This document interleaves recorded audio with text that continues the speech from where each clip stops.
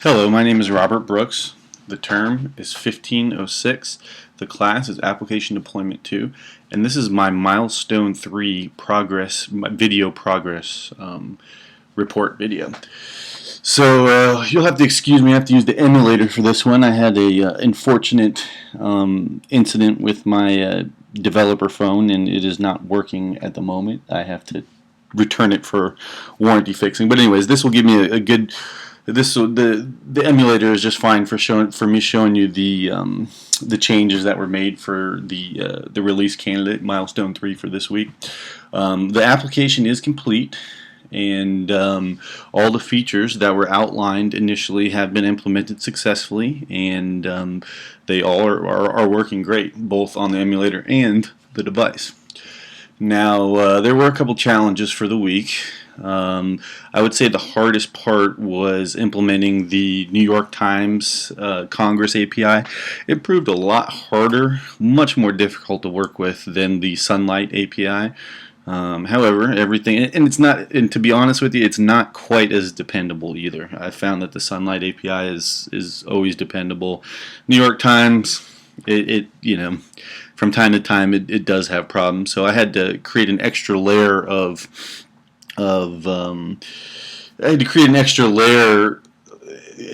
another check to make sure that if the New York Times wasn't working, then I would let the user know accordingly to try again later, or in a second, because sometimes it works probably, I would say, 95% of the time, but there is that 5% of the time where I was definitely worried about, so I did make some changes based on that. Let's go ahead and do an application walkthrough here.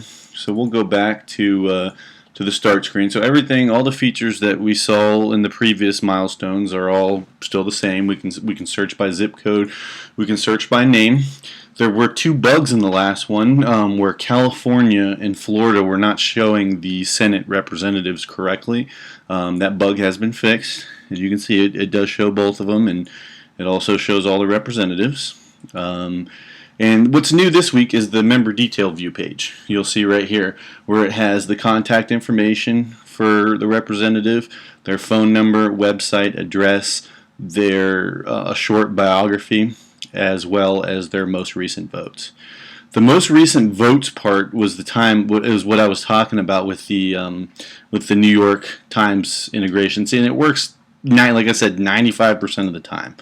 But sometimes it does have some hiccups, and it has nothing to do with anything on our end. It definitely is on the New York Times API end.